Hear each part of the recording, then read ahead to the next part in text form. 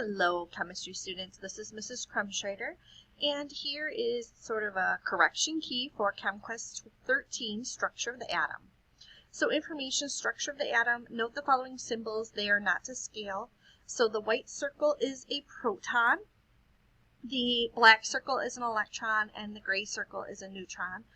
These are some examples or some abbreviations that I'm going to use for these. And eventually we'll use these in our notes as well. So kind of as I label these pictures, we have an electron here, and we have a proton here. Here we have an electron, a neutron, and a proton, right? And here we have an electron, we have two neutrons, and a proton. Okay, and the following three diagrams are hydrogen atoms. And we see the notations here. The following three diagrams are to carbon atoms, and they tell us already that we have 6 protons and 6 neutrons, and we also see that we have 6 electrons here, okay, as well as here, as well as here. Okay, in this one we have 6 protons and 7 neutrons, and we have 6 protons and 8 neutrons.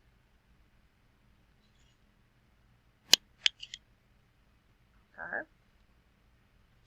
So notice the type of notation used for these atoms. So we see an A on the top, a Z, and an X. X is our chemical symbol for the element, right? So we see the carbons here and the hydrogens here. Atomic number, okay, that is going to be these bottom numbers. And A is our mass number. And these are notations that represent isotopes of carbon. These are notations that represent isotopes of hydrogen. The part of the atom where the protons and neutrons are is called the nucleus. When you do ChemQuest, it's super important that you read the information that they give you. They provide that information so that you can answer the questions. So, looking here now at our first question. How many protons are found in each of the following? So, we can take a look at these pictures again, right? And this asks how many protons, and we have 1 proton, okay, in hydrogen 1. We have 1 proton in hydrogen 2. And in this picture, we also have 1 proton in hydrogen 3. So how many protons are found in each of the following? Each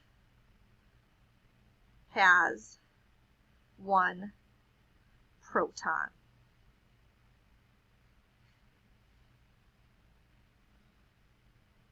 Now, the other thing we kind of want to start to notice is, of these numbers here, right, this mass number and atomic number, which one is telling us the number of protons? Notice we had 1 proton each time, and this bottom number, this atomic number, stays the same. So each has 1 proton, which is the same as the atomic number.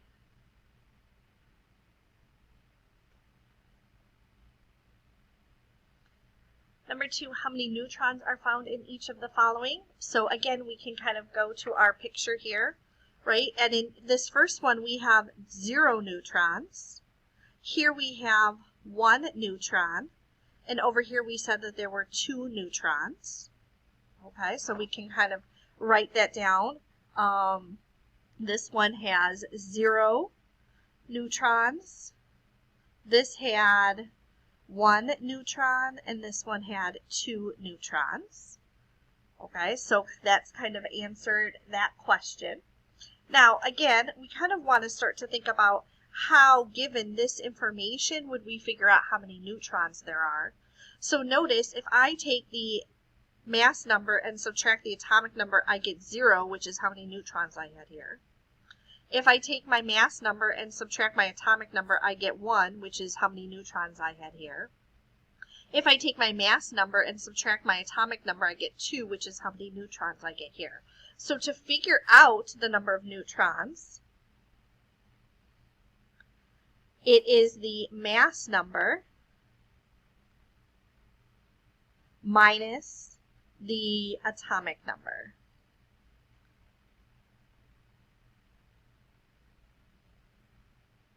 Question 3, how many electrons are found in each of the following?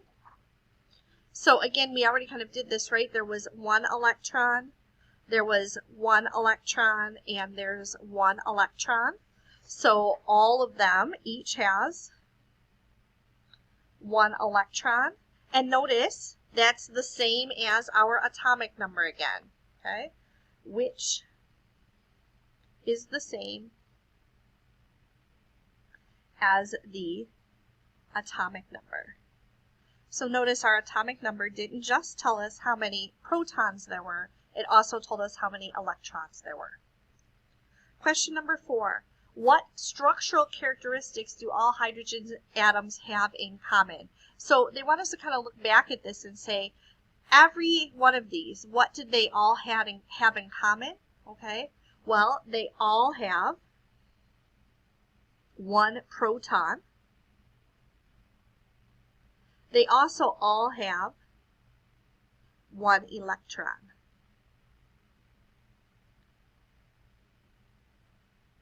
And notice that the number of protons was equal to our number of electrons.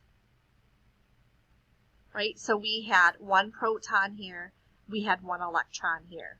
Okay? So all hydrogen atoms have 1 proton, and all hydrogen atoms had 1 electron, and our number of protons was equal to our number of electrons. Okay. Number 5, what structural characteristics do all carbon atoms have in common? So now they're kind of asking us to look at carbon here, right? And we already see we have 6 protons, 6 neutrons, 6 protons, 7 neutrons, 6 protons, 8 neutrons. We also noticed that we had 6 electrons each time. We already counted those. So kind of that same question, right? Notice what's staying the same each time, how many protons we have, and that the number of protons equals our number of electrons. Okay? So our answer to this question, what structural characteristics do all carbon atoms have in common? They all have 6 protons. They all have 6 electrons. And once again, our number of protons is equal to our number of electrons.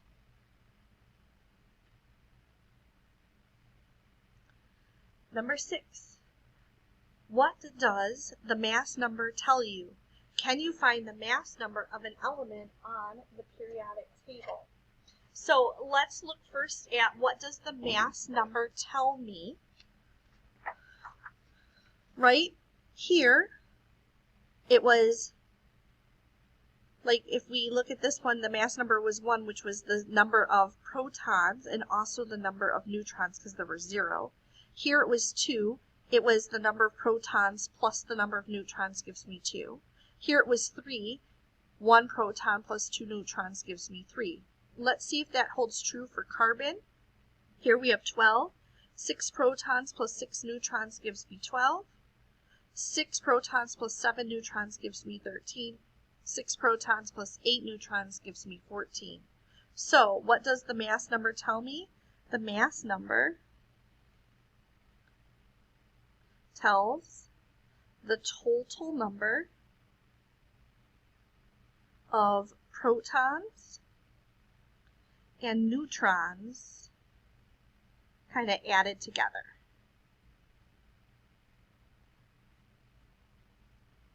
Can you find the mass number of an element on the periodic table? So again, our ones to look at would be hydrogen and carbon. So hydrogen, I'm looking for a 2 or a 3. And I don't see, I see this number here, but when I look at my key down here, right, that tells me that that's the atomic number. So that's not my mass number, okay? And notice I don't have anything here that's telling me it's a mass number. And I didn't see one. And when I look at carbon, it's the same thing, right? I see this whole number, a 6 here, but this is not, right? We had a 12, a 13, and a 14, and I don't have this other number. So the question about can you find mass number of an element on the periodic table? No. Okay. Mass numbers are not on the periodic table. So the only way that you can figure out the mass number is if you're given the number of protons and the number of neutrons. Our next question, number 7.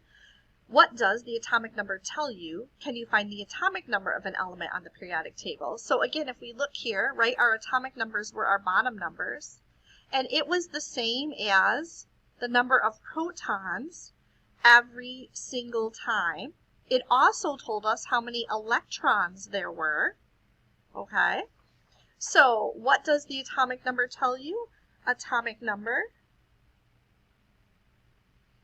tells the number of protons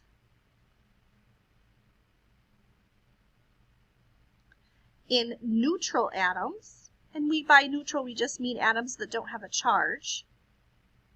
Atomic number also tells us the number of electrons.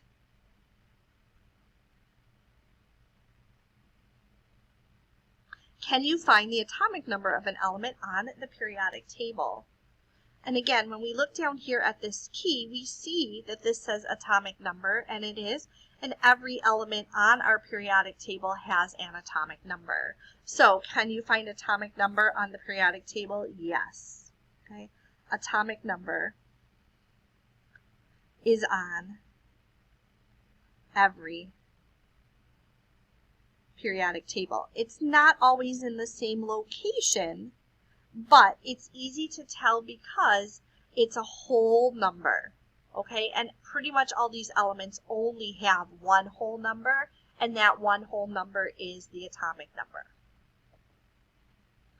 So, number 8, define the term isotope. So they told us, right, that these 3 things of carbon were isotopes, these 3 things of hydrogen were isotopes. So if we look at these, right, what's staying the same is that they're both carbon or they're both hydrogen, right? These are all carbons, these are all hydrogens. Also notice what's staying the same for all the hydrogens is they have the same number of protons and the same numbers of electrons. Same thing's true with carbon, right? They all have 6 protons, they all have 6 electrons. What's changing? Right, carbon, 6 neutrons, 7 neutrons, 8 neutrons. In hydrogen, 2 neutrons, 1 neutron, no neutrons. So using that information, we can kind of come up with, okay, what we think is our definition of an isotope, okay? And an isotope is an atom of the same element. So it has the same number of protons and electrons, but with a different number of neutrons, which also changes the mass number.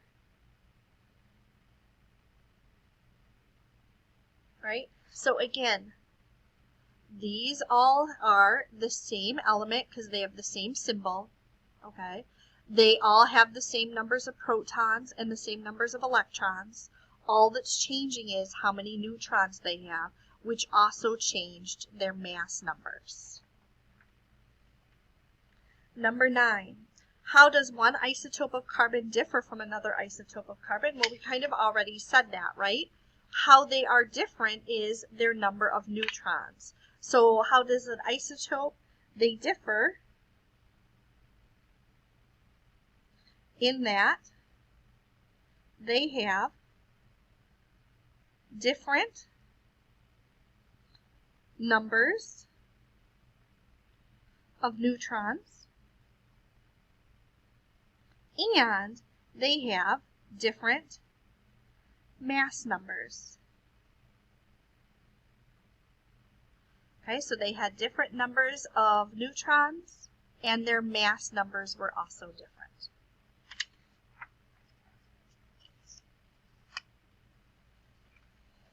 All right, we have another information section to read here. Atoms, ions, masses of subatomic particles.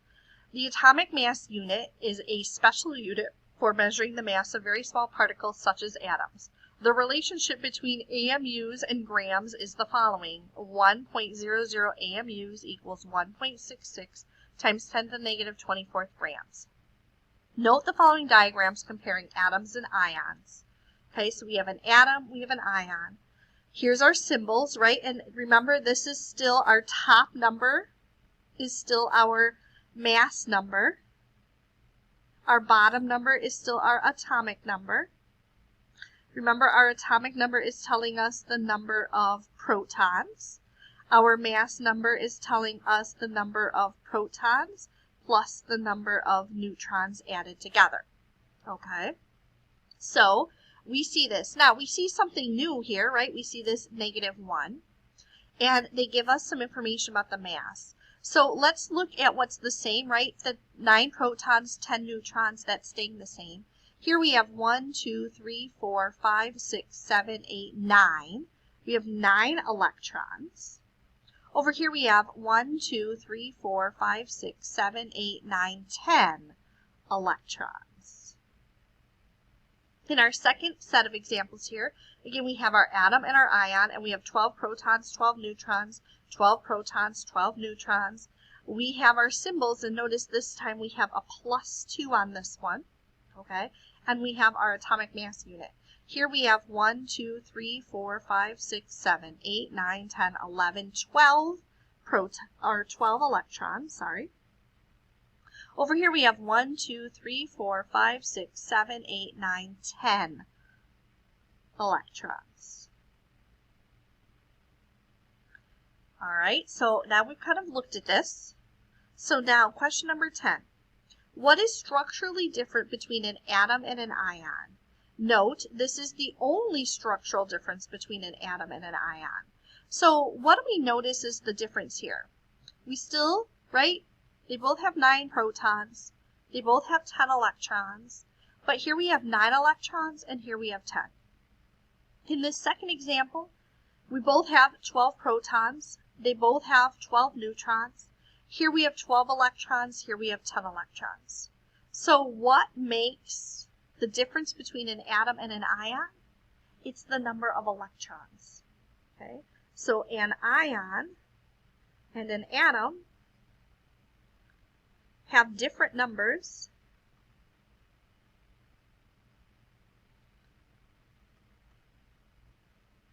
of electrons.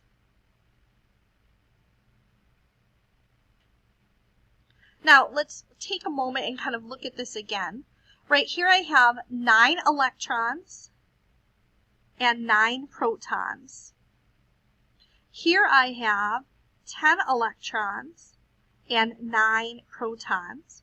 Hopefully at some point in the past you've learned that a proton has a positive charge and an electron has a negative charge.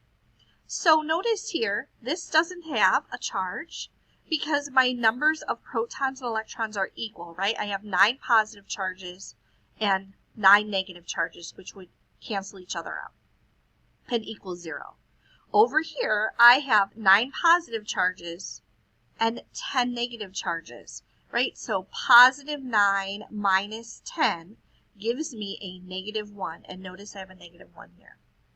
Let's take a look at this with magnesium. With magnesium here, we have 12 protons and 12 electrons. So once again, positive 12 minus 12, 0, and I have no charge written here.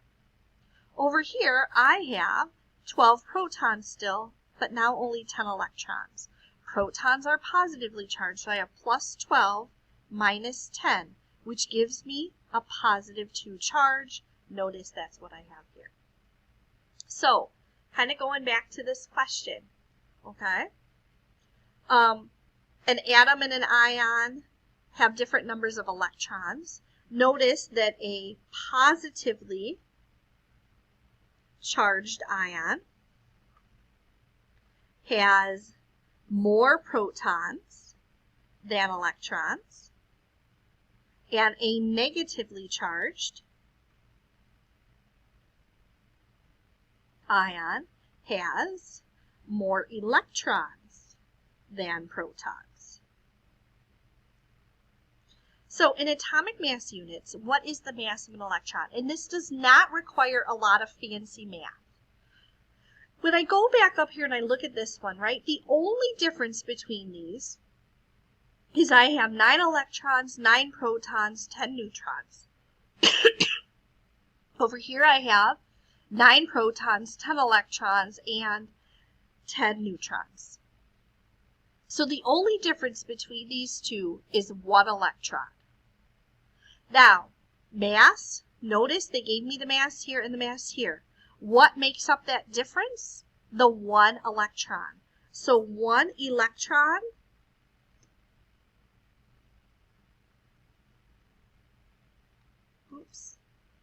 about that, electron mass is equal to the difference between these, right? So if I take these two numbers and subtract them, I'm going to get decimal 1,0,0,0 and then a 5 AMUs. So there's not fancy math here, okay? All I did was take the 18.9985 AMUs for that fluorine ion, and I subtracted the 18.9980 AMUs of my fluorine atom, because the only thing that was different about these is the fact that this ion has 1 electron and one more electron than this does. So that means the mass of an electron is the difference between these. Number 12. Is most of the mass of an atom located in the nucleus or outside the nucleus? How do you know? Right? That's kind of going back to that first page, which told us the part of the atom where the protons and neutrons are is called the nucleus. So we notice that the mass of an electron is this tiny number, right? And even if I have 9 of them, right, 9 times this tiny number, 9 times 5, right, is 45. That would be 0.0045 AMUs. Is that very much of this mass? No, right? That's a tiny amount. So is most of the mass of an atom located in the nucleus or outside the nucleus? It's located in the nucleus.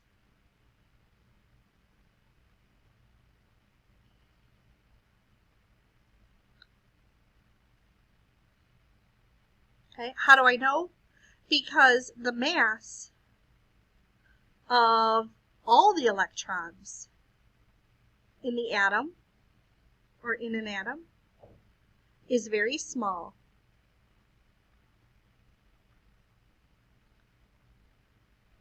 The electrons are located outside the nucleus.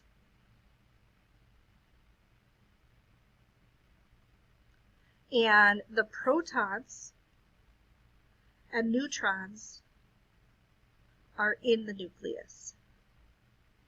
And since all of those electrons, that mass would be tiny, that means that our mass is in the nucleus. Okay? The person who wrote this explained it this way. Most of the mass is inside the nucleus. The electrons only have a mass of 0.0005 AMUs each. All of the rest of the mass is in the nucleus where the protons and neutrons are located.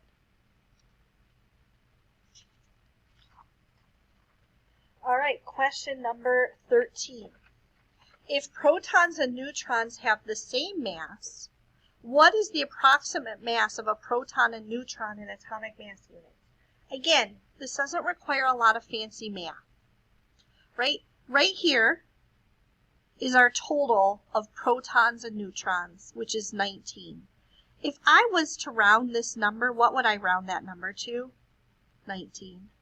If I was to round this number, what would I round it to? 19. Here I have 24, right, as my total of protons and neutrons. If I was to round this number, I would round it to 24. So the mass is about 24, and there are 24 total protons and neutrons. The mass is 19, and there are 19 total protons and neutrons. What does that mean is the mass of each proton or each neutron? It's about 1. Okay. So, okay, what is the approximate mass of a proton or a neutron? 1 proton is approximately 1 atomic mass unit. 1 neutron is approximately 1 atomic mass unit. The person who wrote this explained it this way. Almost all of the nearly 19 AMUs of a fluorine atom is located in the nucleus, where there are a total of 19 protons and neutrons. The 19 protons and neutrons add up to a mass of approximately 19 AMUs, and thus each proton and each neutron has a mass of about 1 AMU. Right? So if I have a mass of 19 AMUs, and I divide that by the 19 protons and neutrons, I get 1 AMU per proton, 1 AMU per neutron as the mass. Number 14. The mass of carbon-14 is about 14 AMUs. Does this agree with what you determined in questions 11 and 13?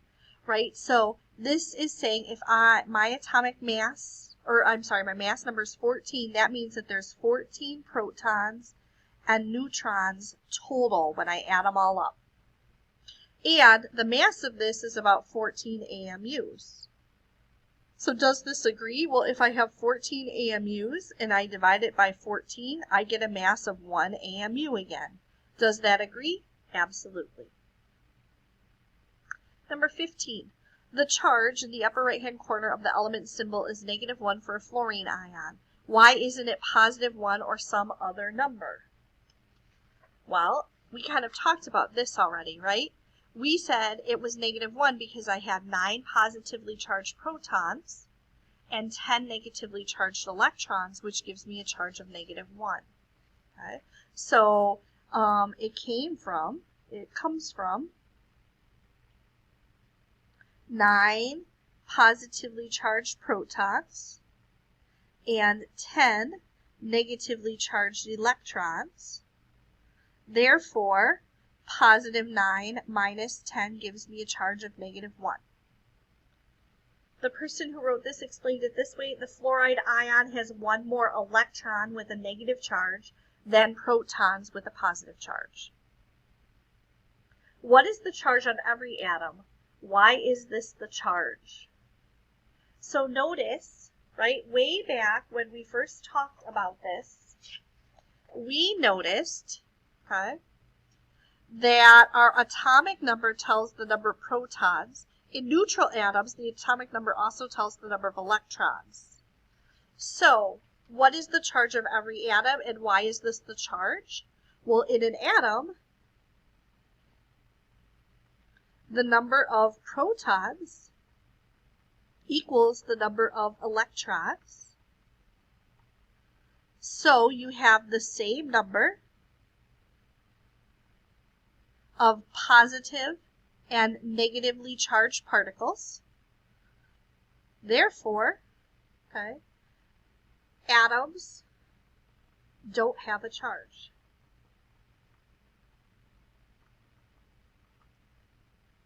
They're neutral.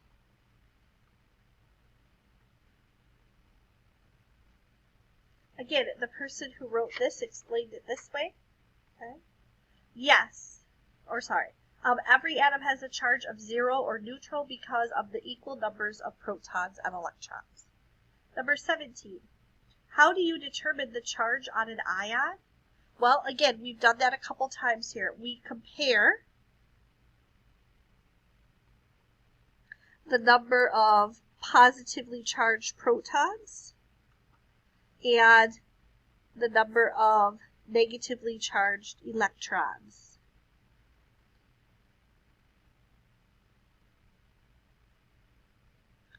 If there are protons than electrons, we're going to have a positive charge. If there are more electrons than protons, we're going to have a negative charge. An oxygen ion has a -2 charge. Use your periodic table if necessary. How many protons does the oxygen ion have? So I'm going to look up oxygen on my periodic table, and I see its atomic number here. Okay, and its atomic number, I know it's kind of hard to read here, but it's 8. Remember, okay, its atomic number is 8. And that is telling me the number of protons. So atomic number equals the number of protons. Therefore, oxygen has 8 protons.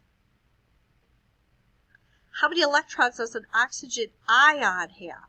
Well, I have to be left with a -2, and I have a +8. So I need to minus some number that I don't know, right? So that I get a -2. Well, what does that number have to be? It has to be 10, right? So an oxygen ion has 10 electrons.